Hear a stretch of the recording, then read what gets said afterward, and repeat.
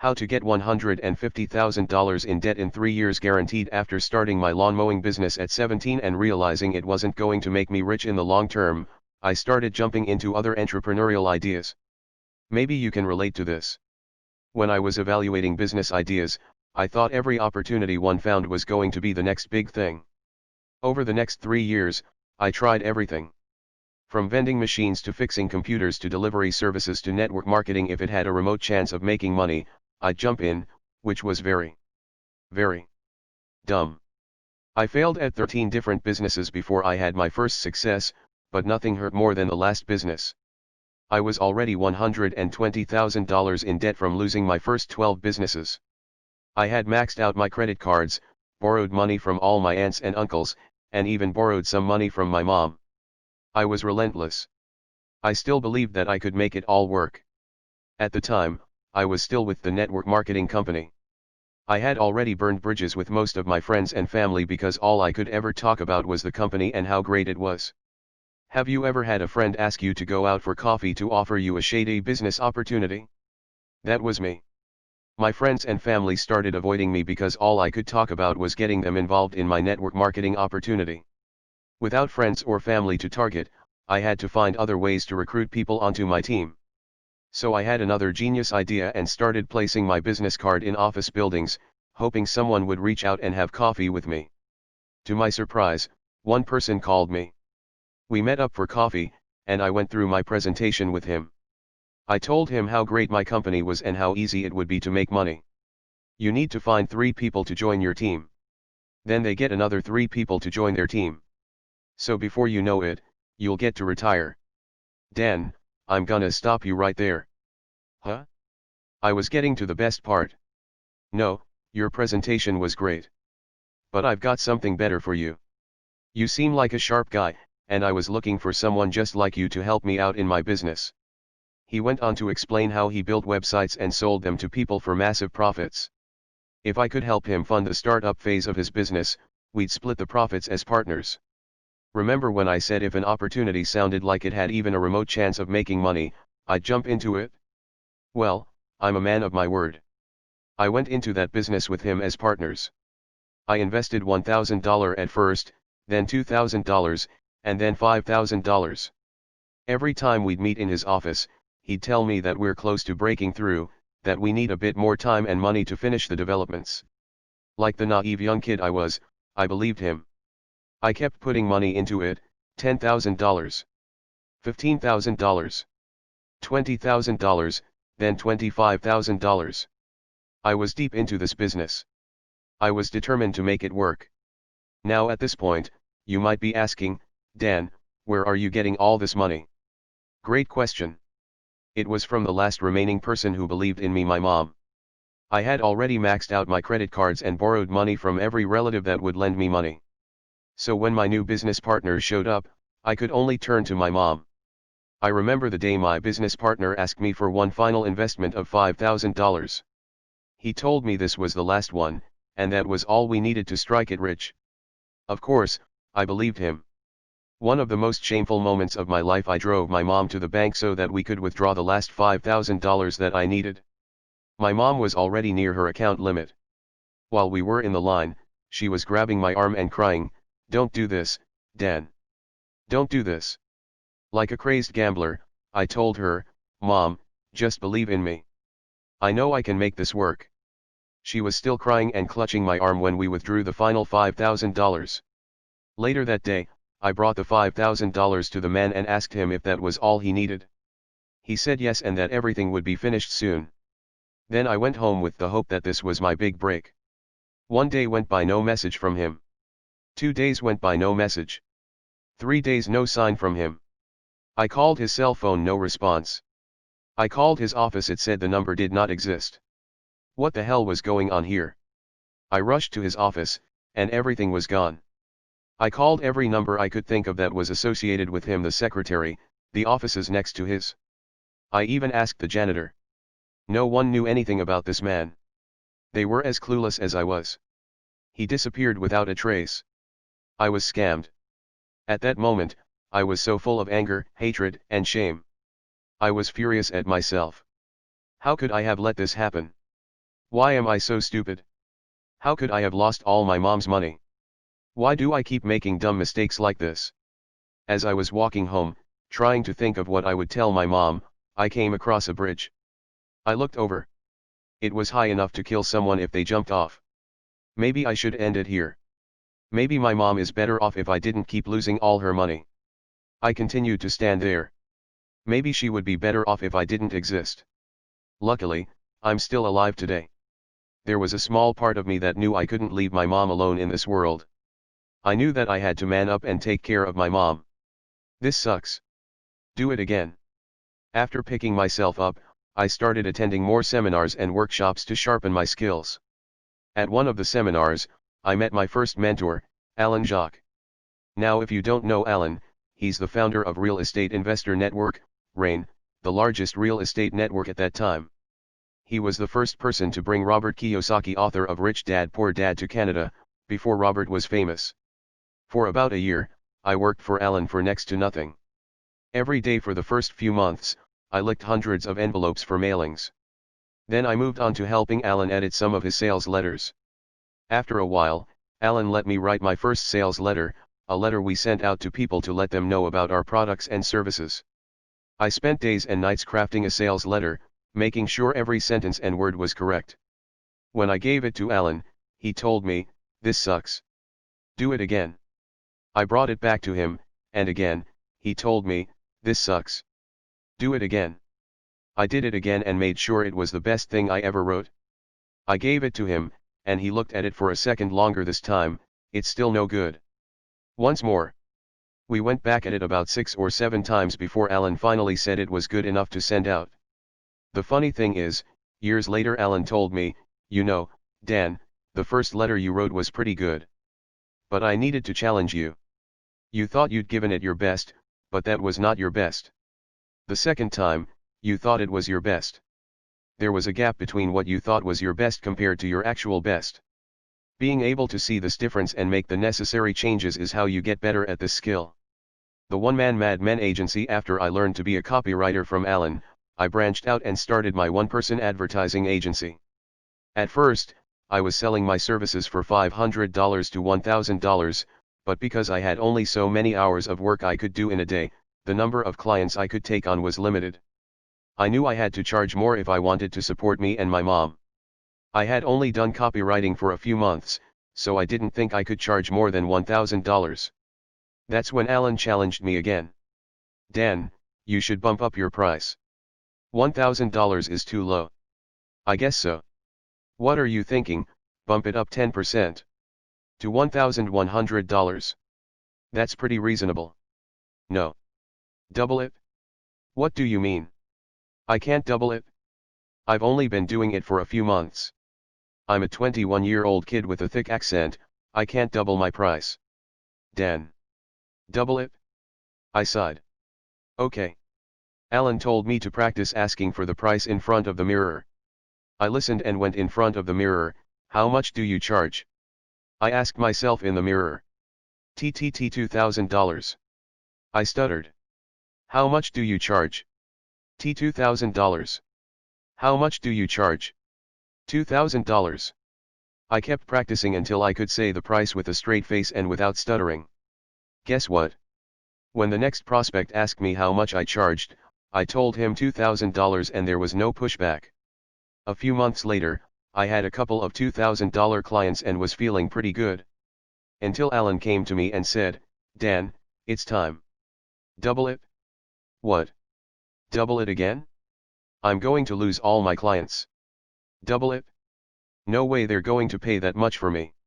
How am I going to pay the bills if I lose all my clients?" "Dan. Double it?" "Okay." I repeated the process and followed Alan's instructions.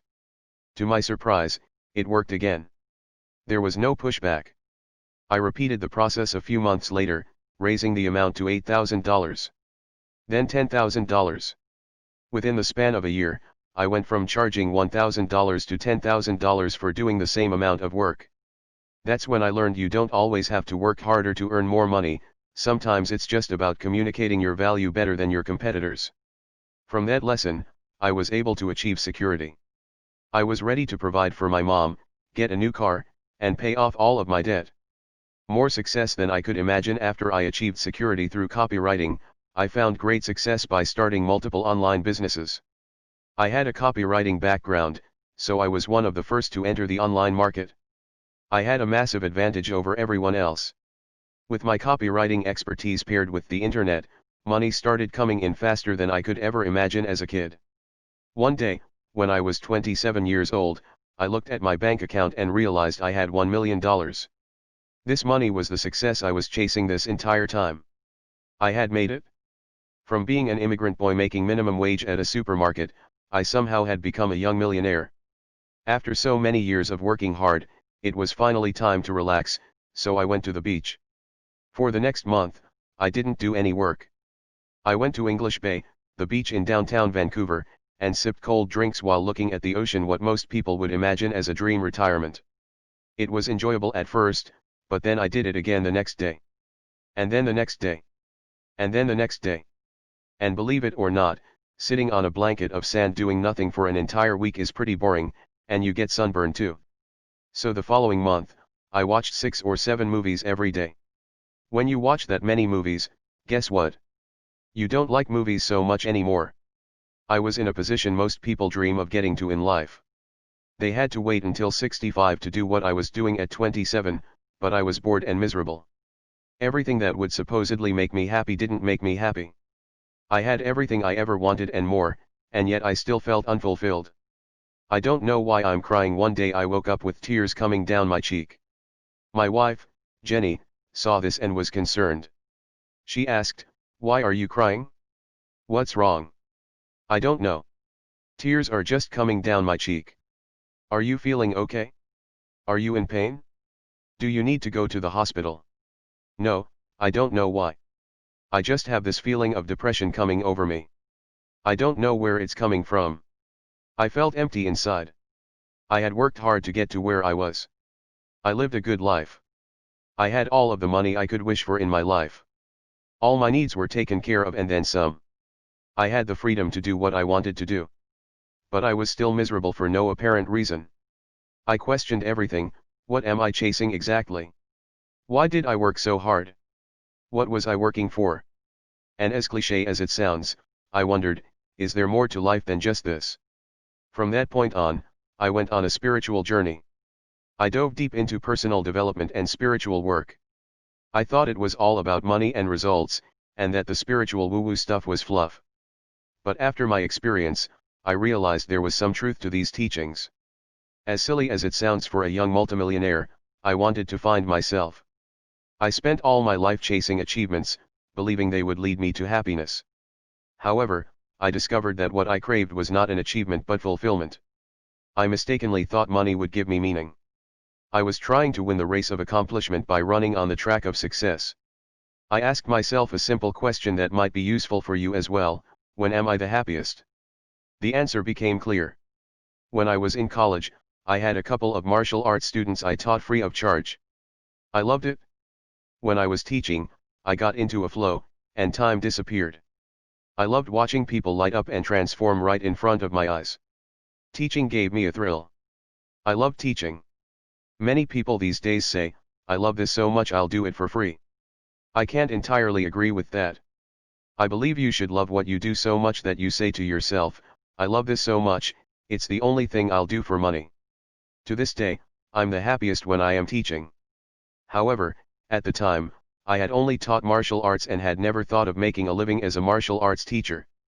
I asked myself, how can I teach more? How can I build a business that combines my purpose, profit, and passion? How can I make it so that it's all I do? That's when I became a full-time teacher. That's when I started living a life that was fully aligned and fully congruent with my beliefs. That was when I moved into the final stage of my life, significance. To live a life you will love, ask yourself this one question: would you still do what you do if you won the lottery? For most people, the answer is, no, I'd quit immediately. I'd stop what I'm doing right now. I can say without hesitation that I would be doing precisely the same thing as what I'm doing right now. How can I be so confident? Well, I have made way more money than a lottery jackpot, and I'm still doing the same thing today. I'm very grateful every day of my life. I'm able to utilize my skills, expertise, and experience to impact millions of people's lives. I live a stress-free lifestyle and get to do what I love. There are people with world-class talent who buy into our vision, mission, and culture, and I get to spend time with and learn from amazing people every day. Impacting millions around the world. I get mail from my students almost every day. It could be a simple postcard, a package of their hometown food, or even a portrait of me made from gemstones. I'm not trying to impress you or show that I'm so great. It's just an indication of the appreciation that my students have for our community. In our society, we see success stories from our students every day, stories of them quitting their jobs, paying off their mortgage, and buying their parents well-deserved trips. Not only that, you can see how my students carry themselves with a newfound sense of dignity and confidence. I also get to meet my students at our annual private event in Vancouver. Thousands of my students fly in from all over the world to share a fantastic weekend. I get to hear all their heartwarming stories in person. I love and treasure every single one. I've been lucky enough to grow a following of millions on global media platforms like YouTube, Facebook, and Instagram that allow me to speak with people from places like Canada, the United States, Hong Kong, Singapore, Vietnam, Thailand, India, Germany, France, England, Scotland, Nigeria, Egypt, and many, many more. When you focus on making a meaningful impact on others, money comes faster, more naturally, and with less effort. I just wanted to teach and help as many people as I could. I never imagined that I'd be able to make such a great living at the same time. Doing what you love to do. The majority of my days are spent doing the things I love to do, reading books and learning, teaching and mentoring students, traveling with my wife and friends, strategizing, thinking, and planning for the future, practicing Jeet Kune Do, my favorite martial art, meeting and learning from world-class entrepreneurs and founders. Other than that, I don't do much work. For me, I define work as anything I don't want to do. I have a team that takes care of those things for me so I can focus on what inspires me the most and leaves the most significant impact. Rarely do I need to worry about what's happening day to day in the business. If there is a fire that needs to be put out, my team will let me know. More often, they will solve the problem themselves. Right now I work 4.5 days a week, Monday to Thursday, and a half day on Friday. I could work less, more, or not at all if I wanted to, but this setup is what makes me happiest right now. Occasionally, I'll take a week or two off to visit my mom in Asia or have a spontaneous trip with my wife. Other times, I'll fly to different cities to meet with other members of the Young Presidents Organization, YPO, to see what ideas I can bring back to my team. If you're not familiar with YPO, it's an elite group of entrepreneurs and CEOs from around the world. According to its website, members are responsible for $9 trillion in annual revenue in the United States and employ 22 million people globally. If you hang around these heavy hitters, you'll start getting great ideas whether you like it or not.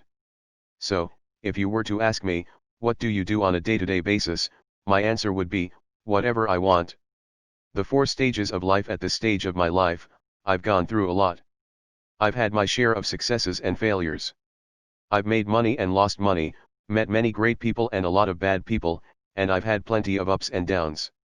From my experiences and observations, I believe there are 4 stages of life we all go through as we strive for more in life: survival, security, success, and significance.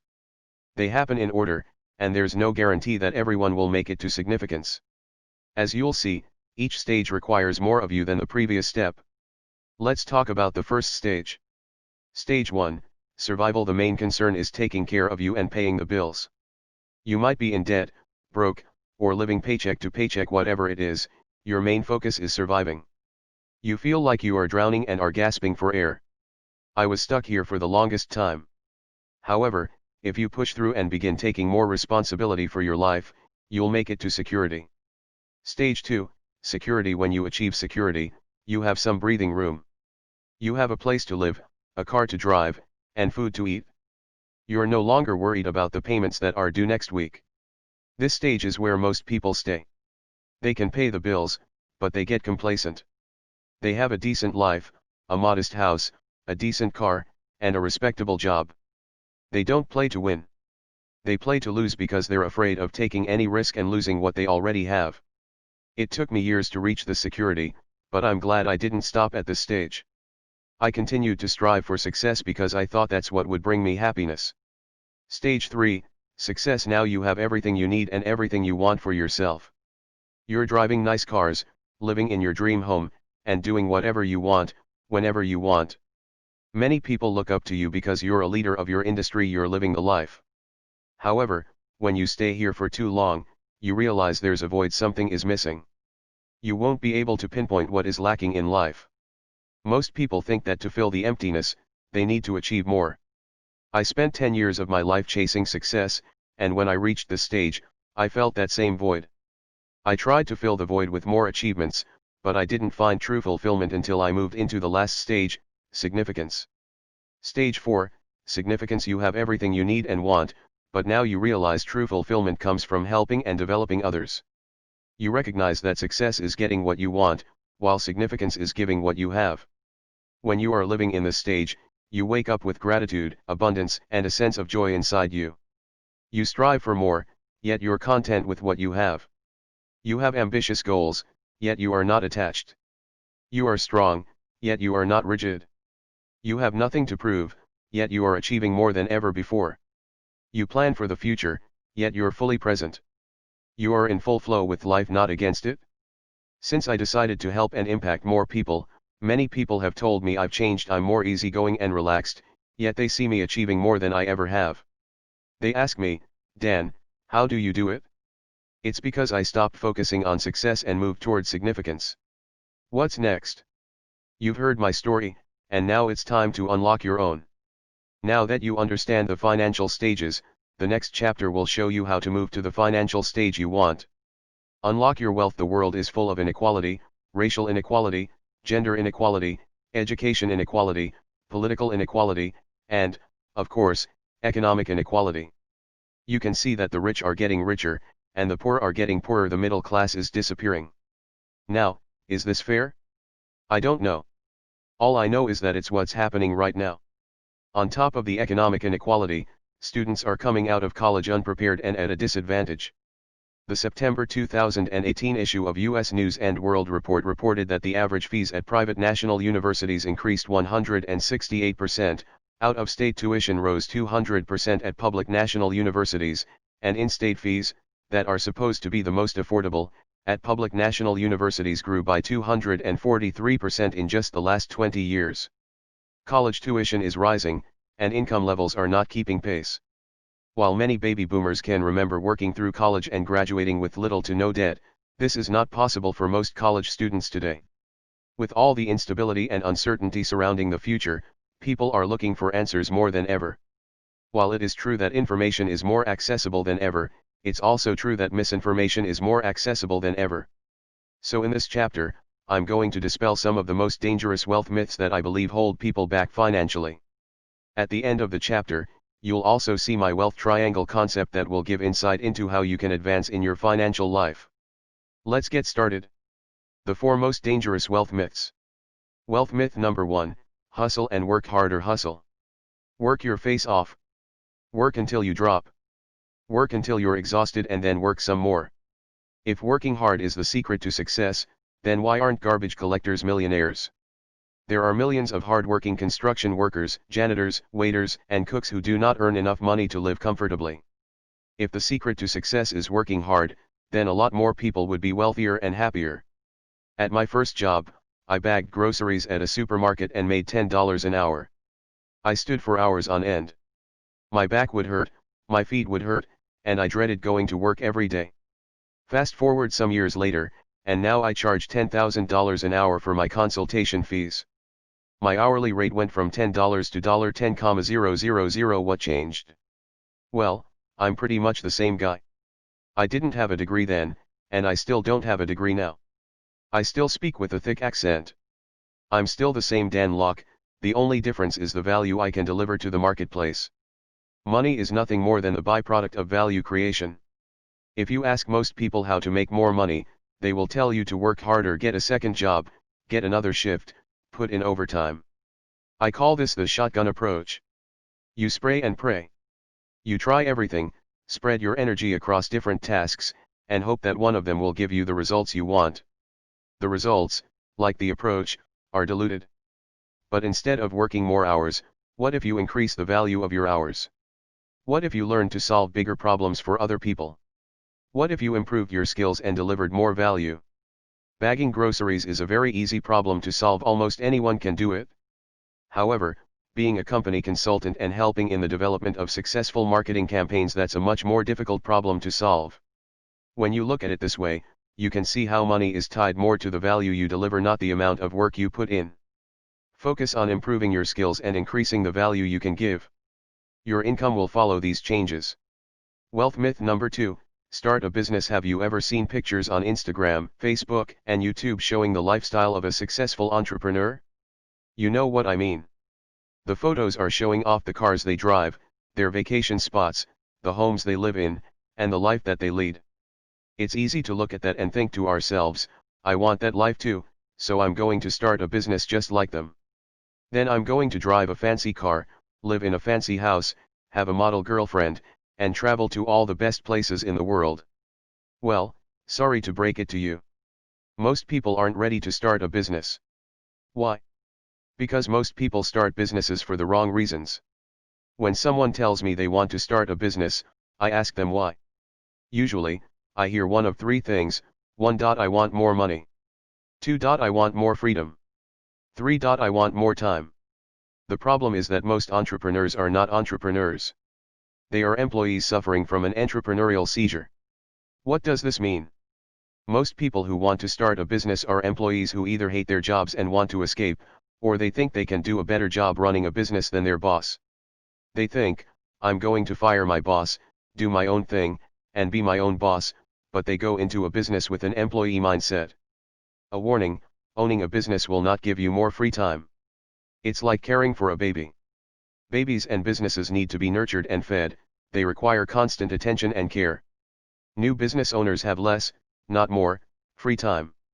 In the beginning, you'll usually be wearing many hats, doing everything from bookkeeping to closing deals to delivery to marketing to customer service and on and on. If you're already an entrepreneur, you already know that starting a business is a 24/7 job. Even when you're off, you're not really off. You're thinking about how to grow the business, how to solve problems, how to make it better. If you want the easy way, get a 9-to-5 job. It is much easier. Wealth myth number 3, passive income. Are you familiar with the idea of passive income? It was promoted in all those business books back in the 2000s. Just focus on passive income. Focus on getting money to come in automatically so you can retire. Network marketing companies love this idea. They sell people on the idea that by recruiting just a few people, they can sit on the beach and sip on Mai Tais as money rolls into their bank accounts. Did you know that according to a Federal Trade Commission report, % of people who join a network marketing company don't make money? That's because anyone who joins focuses on passive income. Everyone wants to get something for nothing. The 1% who make money are not passive at all. How do I know? Some of my good friends are top network marketers. If they want to keep their passive income, they continuously recruit people, attend conferences, fly to different hotels, run their team, and train new members. They are rarely sipping Mai Tais on the beach. I realized there was something wrong with the concept. In most other areas of life, the idea of passive doesn't work. Let's say you decide to get fit. Would you say, hey, I want to get in shape. I'll do some passive exercises? No. That makes no sense. If you want a healthy relationship, you won't go on passive dates. The word passive has a dangerous meaning behind it. It implies that you can get something for nothing, and that's not how the world works. Everything takes work. Even the most common passive income ideas, investing in stocks, selling products online, and buying real estate, all require some effort if you want to be successful at it. The market could change, and your stocks will be worthless if you don't do your research. When you're selling products, you're also putting time and money into marketing. Even Richard Branson, Bill Gates, Warren Buffett, Elon Musk, and other wealthy people keep their wealth by actively engaging in their financial interests. They all work. They are all very active in their investments. They are all very busy in their business. Instead of the word passive, which is very dangerous, I suggest using a different term: leveraged income. Leveraged income is income you generate by using other people's resources, time, and money. When a startup company raises capital from venture capitalists to fund them in the infancy stages, it is called leverage. When you hire employees and delegate tasks to them, that is leverage. When you use technology to automate manual tasks, That is leverage. You might ask, what's the difference between passive and leveraged income? They sound pretty similar. Here's the critical difference: passive income implies you get money for no work. Leveraged income is generated from leveraging other people's work. Leverage is an important concept to understand when talking about scalable businesses. For now, know that leveraged income trumps passive income. Wealth myth number 4, financial freedom. For many people, the idea of financial freedom is having enough money so you don't have to work. It's having enough money so that you can do whatever you want, wherever you want, whenever you want. Sounds pretty good, right? The problem with this is that it's an illusion. I had a few automated businesses and investments that produced monthly revenue for me. If I did nothing, sales and revenue would continue to roll in. However, I soon found out that just because I have financial freedom today, it doesn't mean I'll have financial freedom forever. Things change, markets change, economies change, government policies change. That means what may have given you financial freedom one day will provide you with nothing the next day. Instead of financial freedom, I prefer financial confidence. It means knowing you have the skills and ability to make money, no matter what happens. It means you won't need to rely on a boss to give you a raise.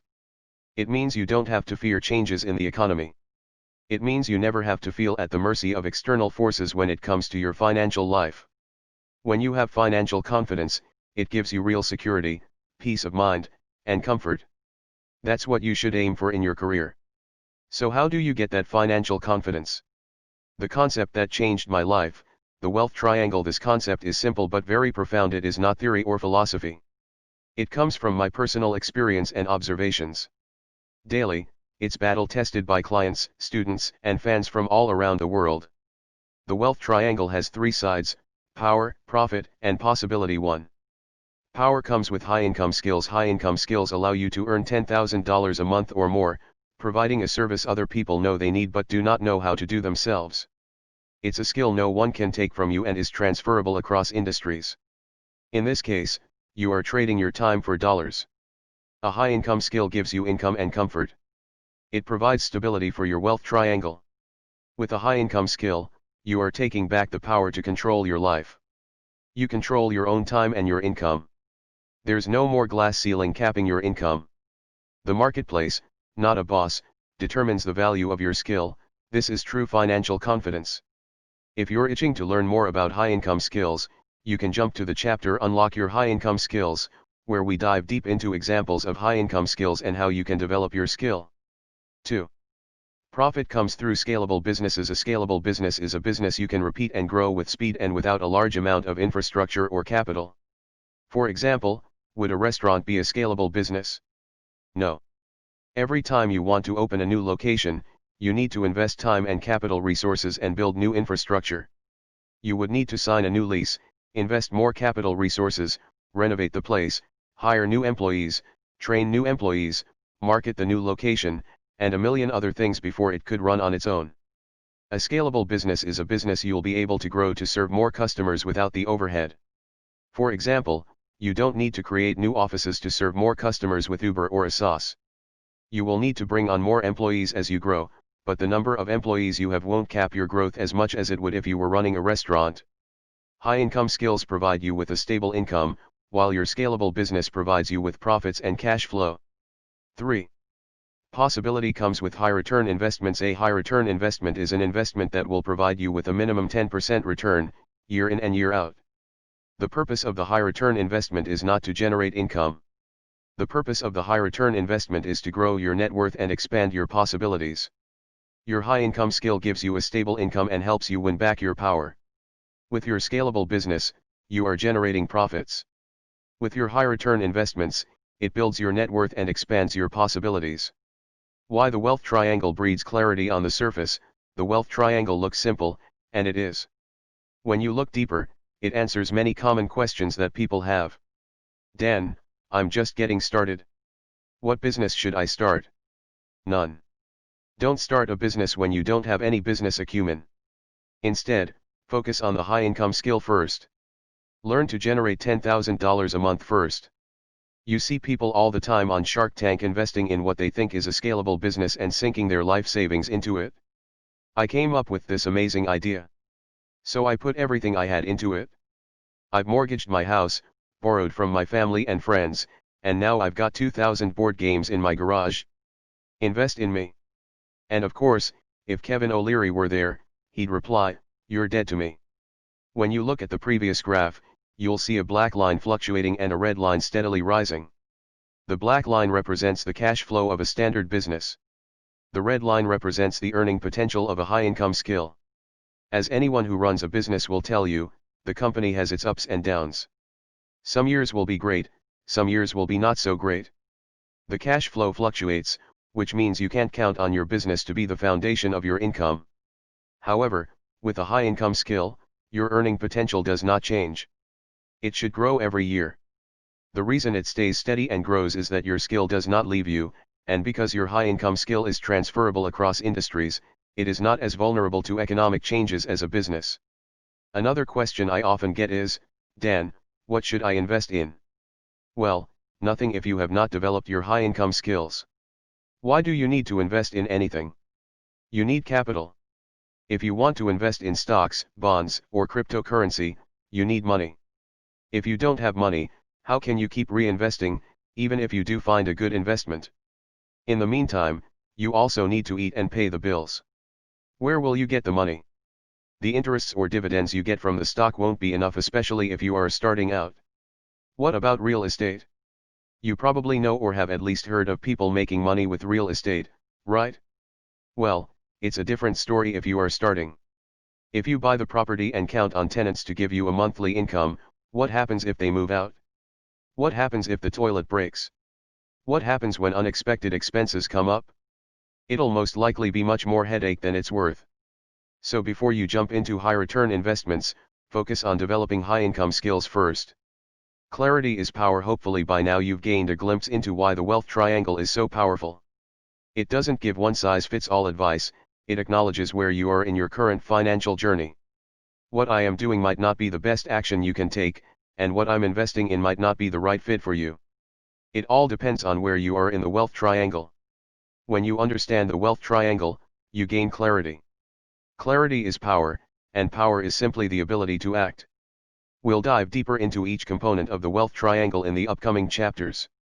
First, I want to introduce you to the 6 archetypes, 6 of the most common profiles today. Understanding your archetype will help you unlock your wealth, success, and significance much more quickly. Unlock your wealth archetype. We all have different stories. You have your own set of unique experiences, beliefs, and ways of looking at the world. I have mine. However, we go on similar journeys. Over the past decade, I've spoken with millions of people around the world.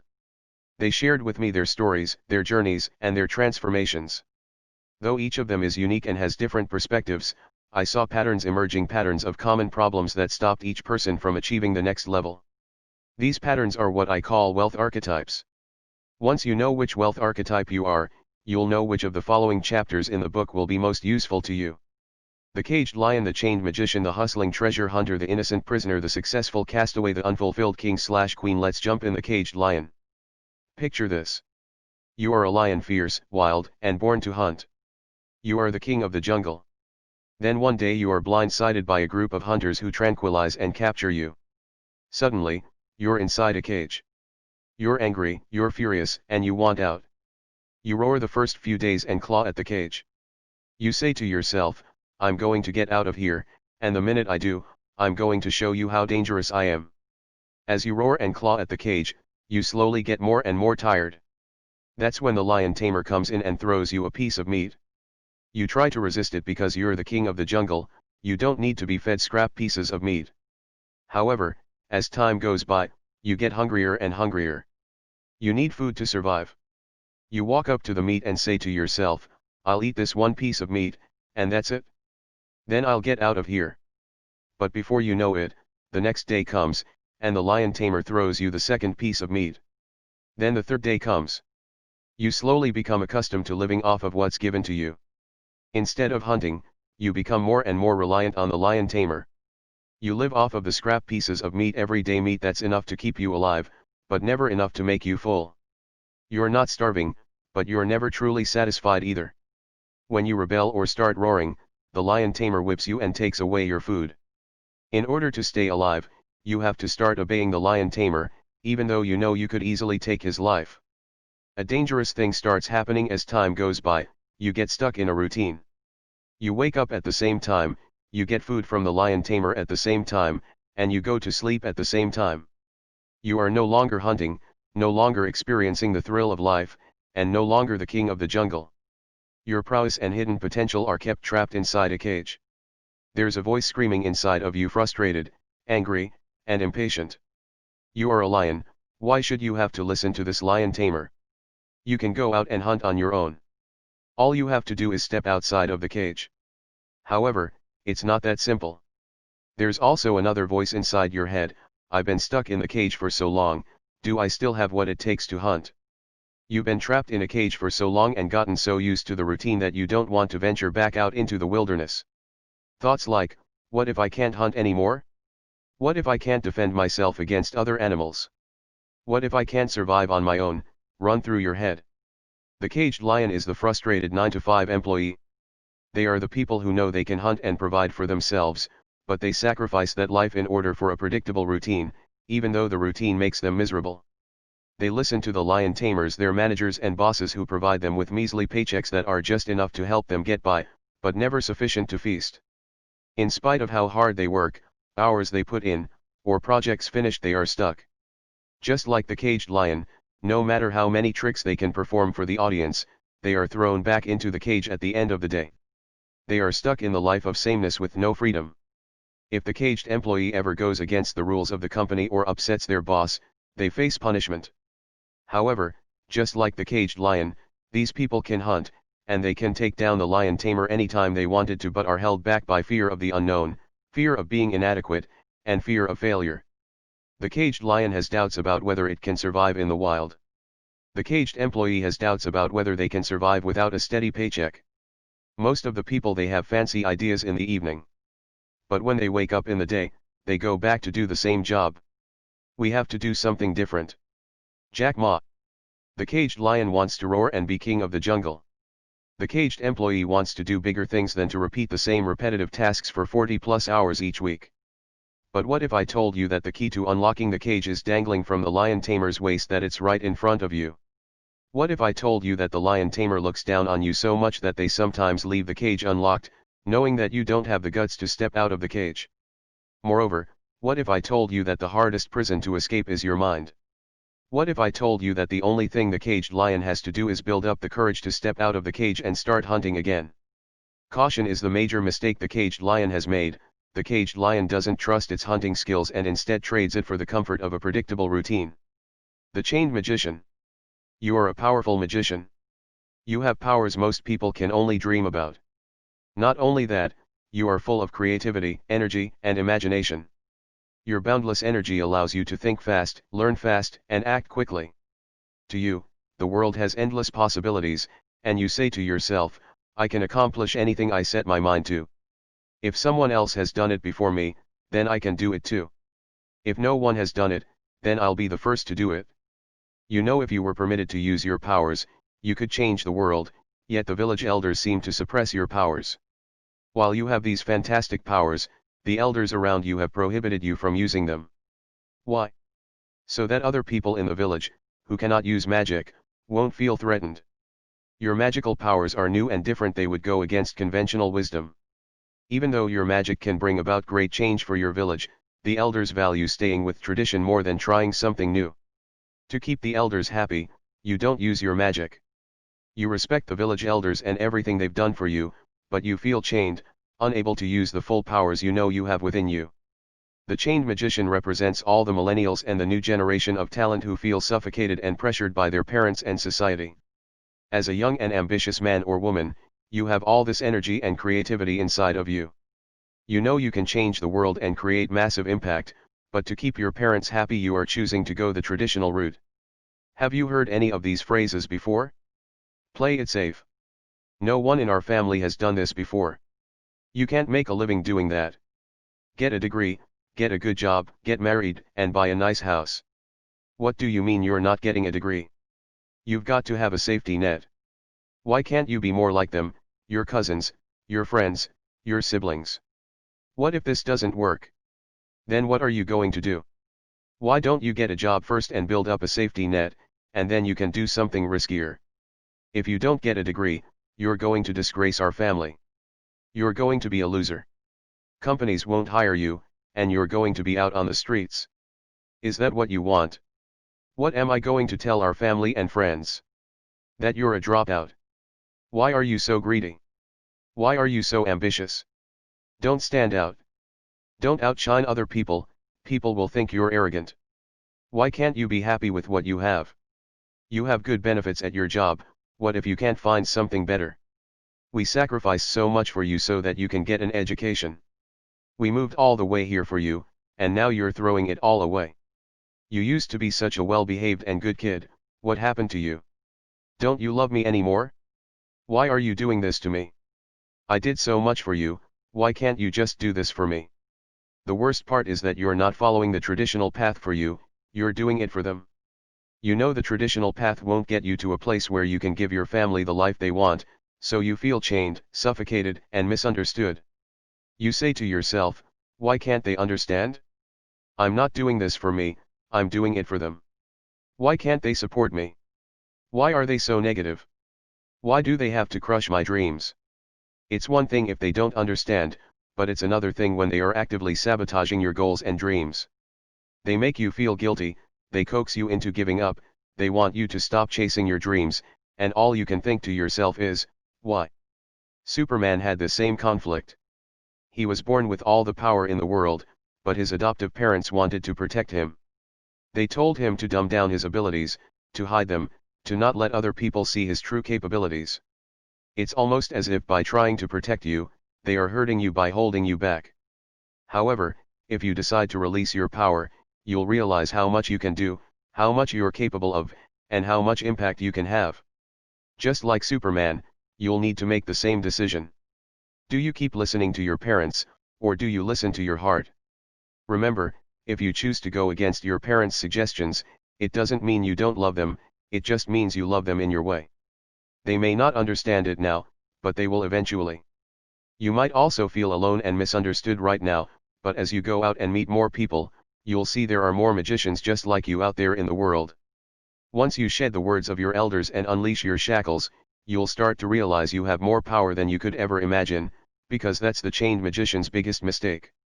The chained magician believes their magical powers can be locked away by the words and opinions of their elders when, in reality, nobody can stop them but themselves. If you decide to release your power, you'll realize how much you can do, how much you're capable of, and how much impact you can have. The hustling treasure hunter.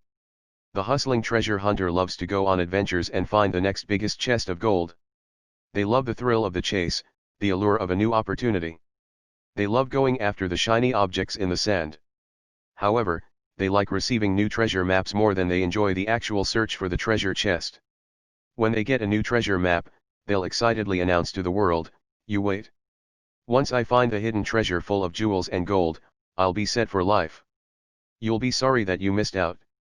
However, as they follow the treasure map and realize it requires them to go through rough seas and uncompromising landscapes, they quit. They'll make excuses such as, "This treasure map was the wrong one. There's no treasure. This map lied to me. Don't worry, once I find the right treasure map I'll succeed for sure." The hustling treasure hunter has the lottery mentality, believing external factors are what determine success, not internal factors.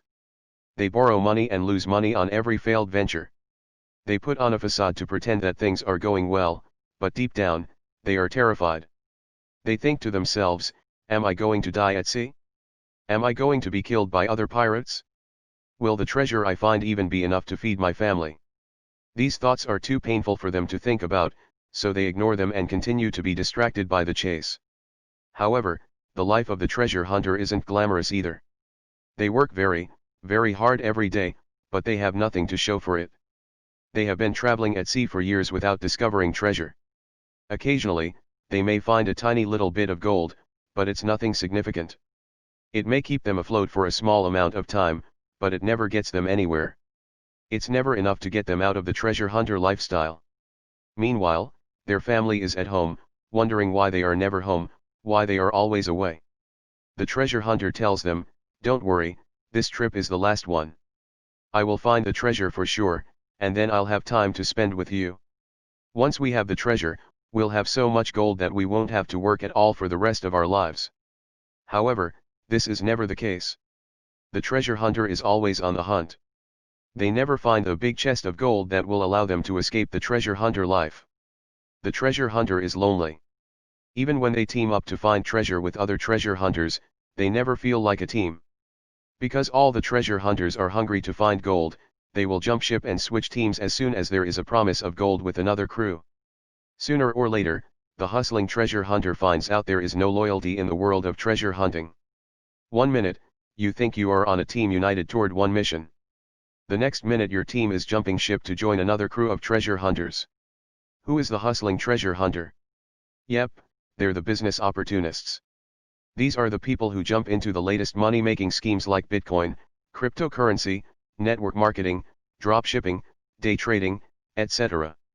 They will announce to the world that this opportunity is the opportunity of a lifetime. These are the people who always post about how they're getting into a ground floor opportunity and to message them for more information. But 3 months later, you'll see them pitching something else. These are the people who have shiny object syndrome. They are doing this at the same time they are doing that. They have a plan A, plan B, plan C, all the way up to plan Z. If plan A doesn't work, they'll jump to plan B. If plan B doesn't work, they'll jump to plan C. While it appears things are under control, deep down inside they are scared to death. Now you might ask, why do they have so many plans? The reason is not that they don't believe the ideas won't work. No. The real reason is that they say to themselves, I don't believe I can make it work. Isn't that the truth? Can you think of people who have succeeded in real estate and people who have failed? Can you think of people who have succeeded in the stock market and people who have failed? The truth is, it's not the plan that doesn't work, it's the person executing the plan. When someone doesn't believe in themselves, they will create backup plans, so they don't have to accept their failure. That's why they don't stick to any one thing long enough, because they are too scared to focus or commit to one thing. They say to other people, this time it's going to be different, this time it's going to work. Our family will be set. It is not long until they disappoint their family again, they'll dig their family further and further into a hole. They'll borrow money to join these crazy ventures. The allure of gold and profit sways them, but they'll fail every single time and have to go back to their family with another excuse. The crazy thing is that the treasure was in their backyard the whole time, all they needed were the right tools to help them dig in their yard. You see, gathering treasure and gaining success is a lot like drilling for oil. The oil usually lies deep below the surface. To get to it, you'll need to invest a lot of time, effort, and energy. That means if you start drilling at one spot and you move on to the next place before you hit oil, all you'll end up with are shallow holes in the ground. If you truly want to strike and hit oil, commit to one idea, and stick to it until you make results happen. When you stick to one thing and drill deep, you'll hit oil. You'll reach success. The hustling treasure hunter does not do this. They are addicted to the chase because they don't believe they have what it takes to make it work. Until they fix what's inside themselves, things won't change. That is their biggest mistake. The hustling treasure hunter enjoys chasing many shiny opportunities but is too scared to commit to a specific one and quits before results can happen. The innocent prisoner. What if you were jailed for a crime you didn't commit? How would you feel if all your life you had followed the rules, played by the books, and did everything right, but somehow you still ended up in prison? That's what an innocent prisoner has to go through. The innocent prisoner does everything by the book but somehow finds themselves trapped in a prison they cannot escape. At a young age, these are the people who do well in school, get good grades, follow the rules, listen to their parents, and some even win scholarships. They work hard and make sacrifices. They're not afraid of hard work. Even after they graduate, they put in long hours at work to climb the corporate ladder. I'm talking about the lawyers, accountants, doctors, engineers, professionals who have followed the expected, conventional path. On the outside, they seem successful. They are in the middle class, are raising kids, and seem to have their life together. On the inside, however, they feel stressed, burned out, and empty. Some even take antidepressants to aid low-humming anxiety. They say to themselves, I did everything I was supposed to do, so why do I feel lost and empty inside? What did I do wrong? They know that something is off, But when they mention it to friends or family, they're met with questions like, "What do you mean you're not happy? You've got a great job, great house, and a great family. What could you be sad about?" They see other people taking risks and being happy, but they dismiss those people as being reckless. They've heard enough stories of people who venture out, go into business, and then go out of business. They don't want to be one of those people who fail.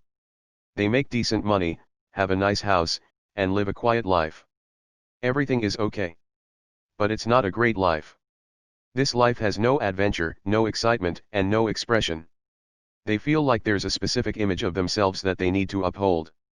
The worst part is that they don't think they can stop living this life because it would be irresponsible, even though deep down they're miserable. They bottle it up inside. They hide it, even from their loved ones. They justify it by saying, "I'm doing this for them. My happiness doesn't matter." The sad part is that their family wishes they would be more present at home. Because they are always working, they find it hard to be emotionally available. They spend all day working at a job they have to tolerate. Of course, it's hard to connect when all they want to do is turn it off. Soon enough, they'll wake up one day and think, "Where did the years go? They went by so fast." They force themselves to work extra long hours to maintain the status quo. They've seen other people at work laid off for no reason. They are under tremendous pressure, and they think to themselves, "What if I get laid off?" This scenario is the innocent prisoner. They listened to others and believed it was the way to happiness. They built their prison brick by brick and threw out the key. The innocent prisoner's biggest mistake is believing that following conventional wisdom and rules will bring them happiness, instead of listening to their wants and needs. The castaway. Imagine you are on an airplane, and it suddenly crashes. You wake up and realize you are alone on the shore of an abandoned island. What do? Of course, the first thing that comes to mind is to see if you can find others who are also stranded. You take a moment to gather your thoughts, and then you yell, "Help! Is anyone here?" No response. You yell again, no answer. It's just you and the island. You're thirsty, and you haven't eaten for what seems like days. There's no source of salt-free water nearby. Luckily, you find some fallen coconuts on the ground. You crack them open and drink the small bit of juice they had. These are the coconuts you'll later use to store water. What's the next step? You set up the shelter by using the washed-up lifeboat from the plane.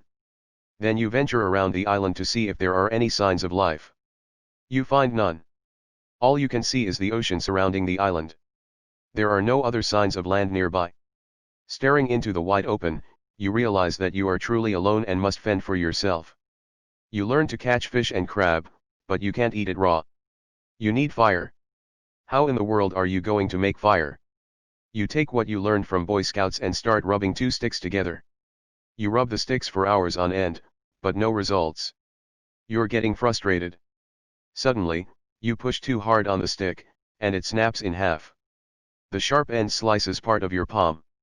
You scream in frustration and anger and throw a washed-up volleyball against the trees. The volleyball comes back to you and the blood smeared on the volleyball vaguely resembles a face. In need of connection, you name this volleyball Wilson. You now have a companion. And yes, if you're wondering, this is the story of Castaway featuring Tom Hanks.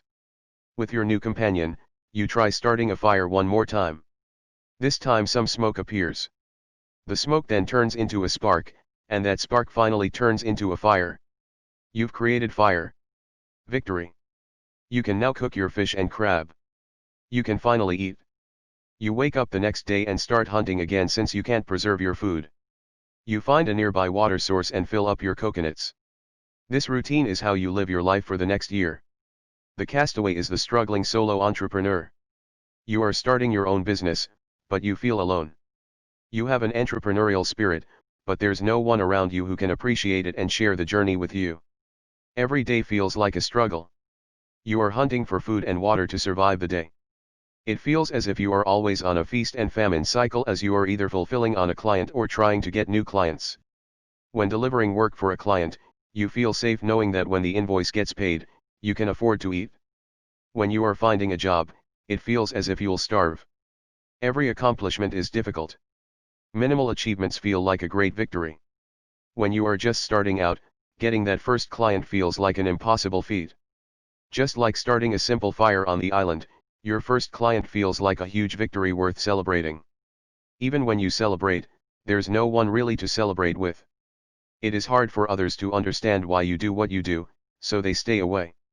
So you go on your laptop and try to find connection. You try to find someone who will appreciate the accomplishment.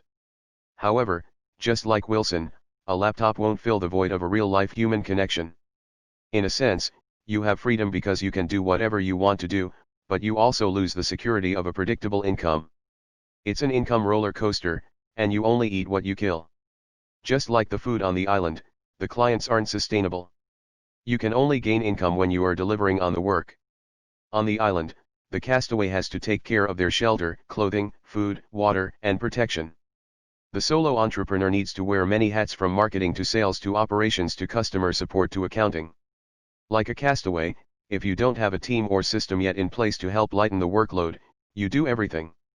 While other people might think you are a business owner, you don't always feel like you are a business owner.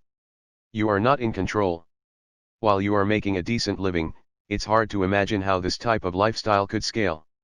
Sometimes, you have to battle with imposter syndrome when you think to yourself, when will they find out that I'm not as great as they think I am? People think you can set your hours, and that's true in a sense, but the hours you set are 24/7.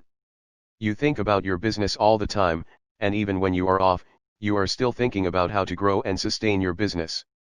The long hours, lack of security, and lack of a predictable income make you wonder, how long will I have? Am I going to make it? That is the life of the castaway. The castaway's biggest mistake is living life as a lone wolf. While they have what most people consider freedom, they are lonely, and they have no long-term sense of future certainty. The unfulfilled king/queen. It wasn't easy, and you had to conquer many obstacles, but you're finally sitting on the throne. However, you didn't do it the easy way. No, you did it through conquest. You've worked hard for years or decades to get to this position, and now you have all that you've ever wanted, the fortunes, the lifestyle, and the status. You always knew you would get here, you've had the drive since you were young. All you had to do was work hard enough to get here. And you did. However, for some reason, you were only happy for a few moments when you took the crown, even though this was your lifetime goal. After the first moments of joy, your mind started feeding you unwanted thoughts. What if someone tries to take my crown? What if they try to sabotage me? What if other kingdoms attack and try to take over our town? You now anxiously worry about how you could potentially topple. You identify your most significant threat. You see that the neighboring kingdom is building in strength, and you think to yourself, that's it. That's my next goal. I have to make sure they don't attack my kingdom so I can secure my crown. For most of next year, you prepare your army and plan for the attack. When you finally attack, you fight a hard-fought battle and end up victorious. Now, you have secured your crown, and you have even more riches and respect than ever before. Everyone in the land recognizes you like the most dominant and skilled royalty. Then, it happens again. You feel joy for only moments and then start itching for the next achievement. Does this unfulfilled king/queen sound familiar? Yep, it's the overachiever. As an overachiever, you were always the top of your class. Some people classify you as type A, but you know how to work hard and succeed. You've been hustling your whole life and excelling your entire life. You might be a CEO, a talented executive, a senior partner, or some other high-up position. Whatever it is, you've worked your butt off to get to where you are. People in your field know who you are and respect you, and if they don't, they soon will. Like the unfulfilled king/queen, you have the money, the lifestyle, and the status, but you are always worried that someone is on your tail. You're worried that your peers will outperform you and strip you of the title that you worked so hard for. Your belief in life is that if you work hard, you'll have lots of achievement. If you have many achievements, you'll have lots of happiness. However, this is not the case. Instead of achievement leading to happiness, overachievers get into a trap. The trap works like this: you work hard, the hard work turns into results, but as you achieve more, you see more shortcomings, not happiness. The shortcomings cause you to work harder, and then you achieve more, and then you see it makes sense that you operate in this way. After all, you did well in school and received plenty of praise from teachers and coaches as you were growing up. They made you feel like you were a part of a special group, better than everyone else. That type of upbringing does come with its consequences. you find it hard to be satisfied unless you are outdoing everyone else.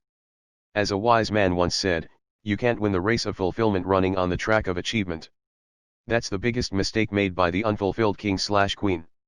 They mistakenly try to find fulfillment through achievement instead of contribution. Which wealth archetypes resonate with you? Are you the caged lion who only needs to trust his ability to hunt and step out of the cage?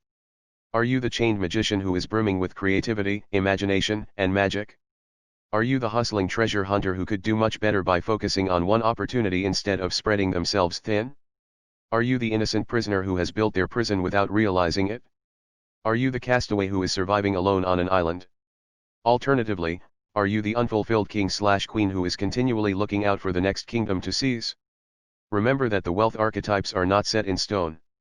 You can become a different archetype depending on the phase of your life as problems change with the passing of time, creating a need for different solutions. You may be the caged lion right now, and you may become the castaway later on in life. That's perfectly fine. What's important is that you are aware of your current situation. That way you can address your situation and its problems with the right solutions. It's essential for you to identify your wealth archetype so you can see which of the following chapters will serve you best. Now that we know your wealth archetype, it's time to start exploring the appropriate high-income skill. Ideal for caged lion, chained magician, hustling treasure hunter, and innocent prisoner. Have you noticed that traditional jobs are disappearing faster and faster? Have you seen the news about technology and robots replacing more and more workers? Did you know that fewer and fewer workers can secure full-time jobs? If you look at the trends, you'll see the writing on the wall. The old way of working is disappearing. In the past, you could graduate from college, land a secure job, work with the same company at the same job for 40 years, and then retire at 65. That's no longer the case, and you might already know that. Maybe you're starting your career, and you know there's no way you'll be staying at one company for 40 years, or perhaps you've had to switch careers multiple times already, or maybe you know someone laid off recently and had to face the unforgiving job market. Wherever you are at currently, you probably have a small hunch that something in the economy is changing. Well, you're right. The old job economy is steadily disappearing, and a new economy is emerging. It's what I call the skill economy. The emerging skill economy. Two factors are driving the new skill economy. 1. Fewer full-time jobs are available in the job market. 2. The available full-time positions are way too expensive for companies to keep. Let's talk about the first one. There are fewer full-time jobs available than in the past. Have you seen the kiosks that are replacing cashiers at McDonald's? Have you ever spoken to an outsourced worker when you called into a call center? Haven't you heard the horror stories about companies going through corporate downsizing, basically where they fire many people? The world is changing. Regular full-time jobs are becoming less and less available. Companies are only keeping high-level executives and high-touch members as full-time staff. Everything else can be automated, outsourced, or contracted. Not only that, but the full-time jobs that do remain are becoming too expensive for companies to keep. The U.S. labor market is structured so that companies pay the highest taxes and offer the most benefits and protections for full-time employees, which means that hiring an employee can cost 30 to 40% more than equivalent independent workers. Now, if you were running a company, would you pay 30% more for an employee who does the same amount of work as another employee? Think about it in terms of your life. If you were buying a car, and two dealers offered you the same car, same brand, same model, same condition, and one dealer quotes you $20,000 while the other quotes you $26,000, which would you choose? Of course, you'd go with the $20,000 car, the less expensive option. This is the same decision many companies are now making. With full-time jobs disappearing, contract work and freelance work are emerging, fueling the skill economy. People are being paid more and more based on their skills, not their credentials, experience, or job position. However, not all skills are created equal. Some reward you better than others. Not all skills are created the same. You're probably familiar with the concept of supply and demand. When there is high demand and low supply for something, it is more valuable. When there is low demand and high supply for something, it is less valuable. It works the same way with skills. The principle of supply and demand divides skills into two categories: low-income skills and high-income skills. Low-income skills are high in supply and low in demand. That is why they will give you low pay. They are a commodity, and there are many more people out there who have these skills than there is a demand for them. As an example, imagine you are working as a cashier. There's nothing wrong with working as a cashier. It was my first and only job when I got started. I was paid minimum wage, and I had to work long, tough hours. I worked very, very hard, but my paycheck didn't reflect my efforts. Why was that? It's because working as a cashier is a low-income skill. No matter how good or fast I was at ringing up the cash register, I could always be replaced by anyone on the street. In contrast to low-income skills, high-income skills are low in supply and high in demand. That's why they will give you higher pay. If you have a high-income skill, people will fight to hire you, because you can deliver high value. Plus, if you have a high-income skill, the work you get will offer you much more compensation, flexibility, and happiness.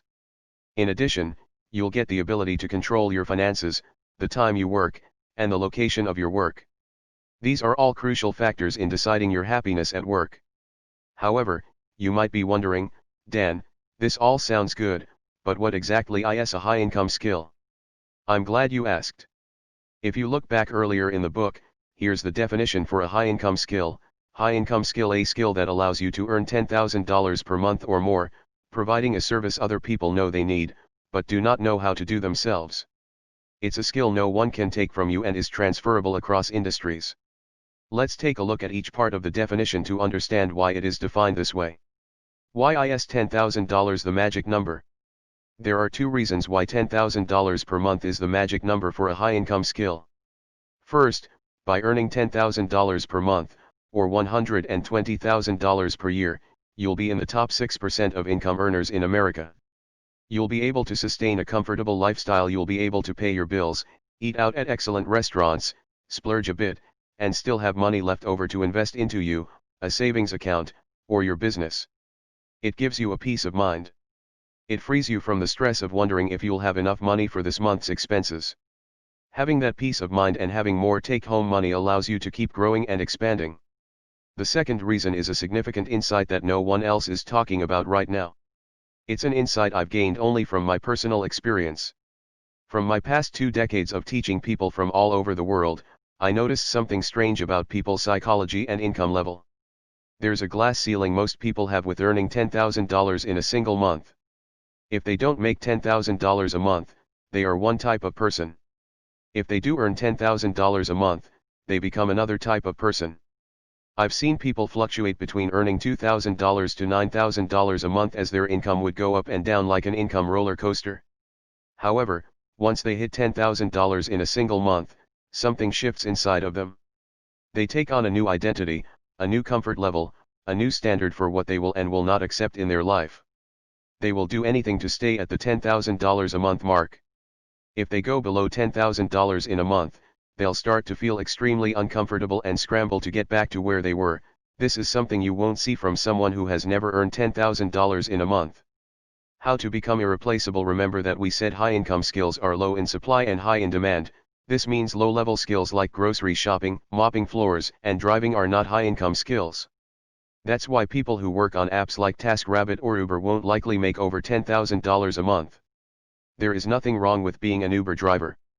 I think it's great for many people. It gives you flexibility and lets you earn outside of regular work hours. However, Uber drivers likely won't make a high income because they are replaceable. If one Uber driver isn't available, there were dozens of drivers waiting around the corner. 3 different paths to $10,000 a month. There are many ways to earn $10,000 per month, but not all $10,000 incomes work the same way. How you make money could be just as important as the money itself. Having financial confidence, the ability to earn money under any conditions, so we never have to worry about money again, is the goal. There are 3 different ways to earn a high income job, high income profession, and high income skills. What's the difference? 1. High income job. A high income job is company dependent. The perfect example is climbing up the corporate ladder. You work hard and eventually move up to a middle management or executive position. You're able to make $10,000 a month this way. However, there is one catch. What if your boss decides to fire you? Would you be able to take that same income to another company? Possibly, but it's not guaranteed. Would the position and status you had in one company be transferred over to the next? Again, possible but not guaranteed. What if the company decides to implement corporate restructuring? What would you do then? Would your company knowledge be transferable to your job? When you are at a high-income job, your income is determined by the company. They could demote you, fire you, or promote you, but it's mostly outside of your control, unless you want to engage in years of office politics. You're mostly a high-income slave. 2. High-income profession. A high-income profession is industry-dependent. This profession is usually credentials-based, meaning the more letters you have in front of or behind your name, the more you get paid. These are the doctors, lawyers, accountants, realtors, and dentists who study and work hard for 6 to 8 years to get their education and degree. However, the pitfall of having a high-income profession is in its definition: it's industry-dependent. Can a podiatrist, foot doctor, become a dentist all of a sudden? Would you want someone who works with feet to fix your teeth? Probably not. If you're a realtor and suddenly the market starts going into a downturn, as it always does in the economic cycle, what do? You're as good of a realtor as before, but what changed? Nothing except the market and the economy. None of which are within your control. When that happens, you have to work way harder to maintain your current income. On top of all that, many high-income professions are location-dependent. If you are a dentist, realtor, lawyer, or any profession, you usually operate out of your office, and your clients/patients are generally local. Let's face it, if you're a dentist, not many people are going to drive 30 miles to see you, no matter how good you are. That's why I teach high-income skill development. 3. High-income skill. High-income skills are limitless. A high-income skill gives you the most freedom because what you are worth is only capped by how much value you can bring to the marketplace. It is not company-dependent because you can go to another client who will want your service. It is not industry-dependent because a high-income skill works across all industries. It's not location-dependent because a high-income skill does not require your physical presence as long as you can deliver value to your customers. With the advancements in technology, it's easier than ever to work from home, a coffee shop, or anywhere you'd like. Once you acquire your high-income skill, you'll be able to start living your life with real financial confidence. Upgrade your skills, upgrade your income. Let's look at a high-income skill like high-ticket closing registered. With high-ticket closing registered, you get a commission for every deal you close. So if you close a $3,000 sale and your commission is 10%, you receive $300. You can earn $3,000 a month by closing 10 deals. Let's say you closed 10 deals after taking 100 calls that month, so you closed 1 out of 10 calls. But what if you get better at your skill? What if you practiced more, read more books, or got more coaching? What if instead of closing 1 out of 10, you closed 2 out of 10? Instead of closing 10 deals a month, you would now be closing 20 sales a month. At $300 for every commission, you wouldn't be getting $3,000 next month, you would be getting $6,000. That's the power of having a high-income skill. Your income rises as you become better at your skill. Can high-income skills multiply your income? When you stack your high-income skills correctly, they can amplify each other and multiply your income. Let's say you have one high-income skill earning you $10,000 a month. If you can stack another high-income skill on top of that, you can make another $10,000 per month with a little amount of work and effort added. Let me tell you my story of stacking high-income skills. Alan, my mentor, taught me my first high-income skill of copywriting. If you ever watched Mad Men, you'll know that copywriting is salesmanship in print, an essential skill for creating successful marketing promotions. With copywriting, I was able to open up my own one-man ad agency and made $10,000 a month. Now, if this were a high-income job, my income would be capped here, and that's all I would be able to make. I was taking on many clients at once and working long hours to fulfill the orders, so I couldn't increase my income by adding on more work. However, because I was able to stack my high-income skills, I could add to my income. You see, as I worked with more and more clients, they started asking me questions about how to use the marketing promotions I wrote for them. Dan, this is a great piece of work you've done for us, but how do I use it effectively? So in addition to writing the promotions for my clients, I started teaching them how to use my work. I showed them how to promote it, where to promote it, and what to expect when they launched the campaign. It wasn't much additional work, just an hour or two here and there, but that allowed me to increase my income by another $10,000 a month. That was how I got my second high-income skill of consulting. Without adding too many extra hours, and by working with the same clients, I doubled my income, I went from $120,000 to $240,000 per year. Are you starting to see the power of stacking high-income skills? High-income skill stack. Not only that, I added another high-income skill to my stack, the skill of high-ticket closing registered. High-ticket closing registered is the unique skill of closing deals that are valued at $3,000 and beyond. These are large transactions that require human interaction to complete. In my one-man ad agency, I was making a good living just by offering my copywriting and consulting services. However, I knew that if I wanted to rise to the next level of income, I had to start working with clients who were paying top dollar.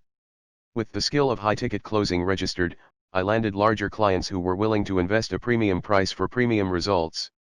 By allowing me to work with bigger fish, high-ticket closing registered was the high-income skill that moved me to the next level of income. Then, I added one more high-income skill, digital marketing. By leveraging the reach of the online world, I could reach massive amounts of people and deliver more value to more people. That's how I was able to go from earning $100,000 to earning millions by stacking one high-income skill on another. Sounds simple, and it is, but it's not easy. The number one mistake people make when developing their high-income skill. A few years ago, Charlie Rose interviewed Will Smith and asked about his secret to success.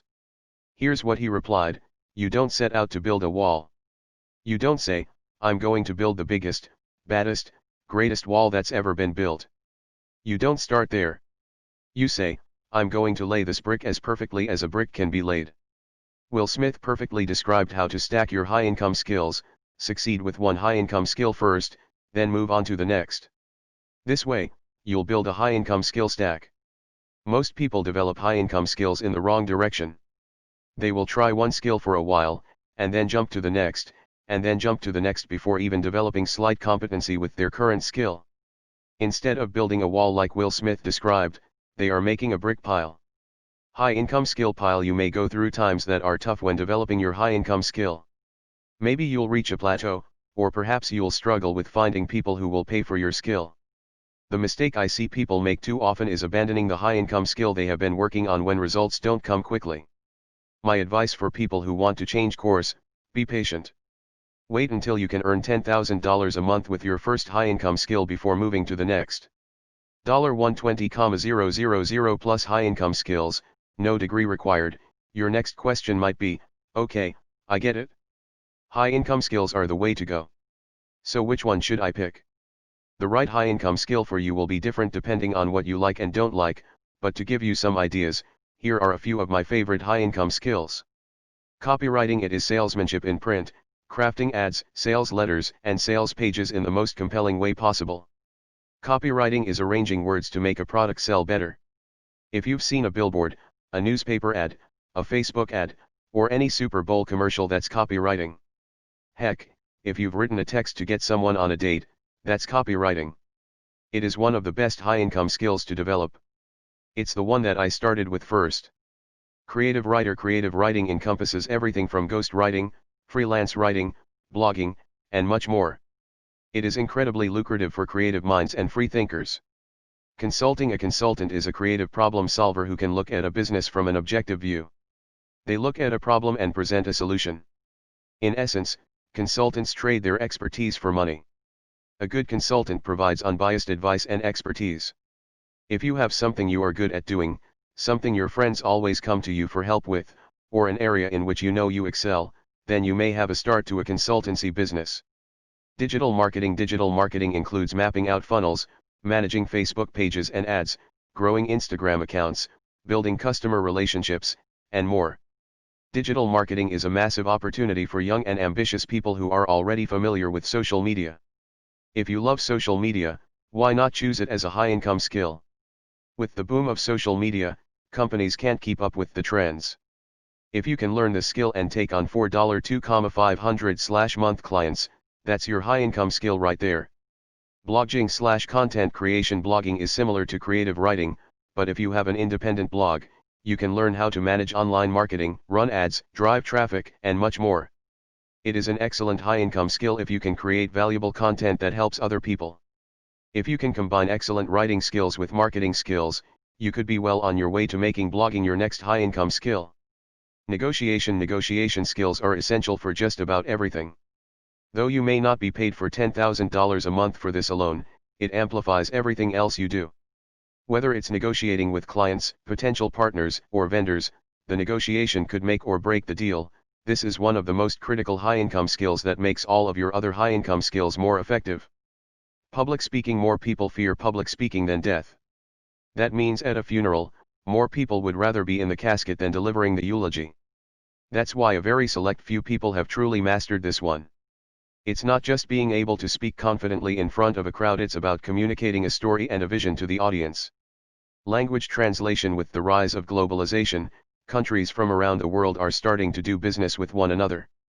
If you are fluent in multiple languages, then this would be a tremendous high-income skill to develop. Learning a language is not something most people can do in a short time. That's why most will pay someone else to do it. Photography. I have a friend who is a high-end photographer who gets paid handsomely for his work. However, he is not just the photo guy. He works with his client to make sure he understands their needs and offers suggestions for shots that will capture the experience forever. It's this type of care and empathy that allows them to charge high-end prices. Programming technology is becoming more and more pervasive in our world. Soon, and even now, AI and VR will play a massive part in our society. Programmers are needed in all industries from marketing to health to finance. If you're extremely analytical and programming suits your goals, go for this as your high-income skill. High-ticket closing registered. High-ticket closing registered is the ability to close high-ticket sales. While most salespeople focus on getting the deal, high-ticket closing registered is all about meeting the prospect's needs and letting them make their own educated decision. When companies want to sell products/services that are $3,000 and beyond, it usually requires another person on the phone, as these aren't transactions that can be done through simple order forms online. That's where high-ticket closing registered comes in. It's also an invaluable skill for anyone who has their own business. If you have a business, you likely want to charge more for what you are currently doing. Without the skill of high-ticket closing registered, you usually can only compete on price. If you win the competition of being the cheapest in the market, you don't win at all. High-ticket closing registered is one of my favorite high-income skills that I have taught to students from over 150 countries. You'll learn more about it in Chapter 7, Unlock Your Sales. There you'll find an in-depth guide on how to close high-ticket deals over the phone. The ultimate high-income skills. All of these examples have the potential to become high-income skills, but there are 3 high-income skills that I love: high-ticket closing registered, copywriting, and digital marketing. They're the ultimate high-income skills because they help other businesses generate revenue or acquire new customers. These high-income skills are recession-proof, have the highest earning potential, and companies will always need these high-income skills regardless of how the economy is doing. When the economy is doing well, companies want more customers. When the economy is doing poorly, companies need more customers. Either way, people with these high-income skills are always in demand. Guess what? It will never go out of style. Artificial intelligence and robots won't ever take it down because some transactions still need a human touch. You might think, but, Dan, I'm not a salesperson or marketer. How does this apply to me? The great thing about this is it's a learnable skill. I've trained tons of people from all walks of life, and most of them aren't salespeople. It's like riding a bike. Do you remember when you first learned to ride a bike? It's scary at first, and you fall a few times, but as you get better at balancing on 2 wheels, it becomes fun. Once you learn it, you keep that skill for life. You never forget how to ride a bike. It's the same with these high-income skills. How do you develop your high-income skill? Now that you understand the power of having a high-income skill, doesn't it make sense to develop one yourself? First, you should know what stops most people from getting their high-income skill. It is not the lack of information or resources, it's something much deeper than that.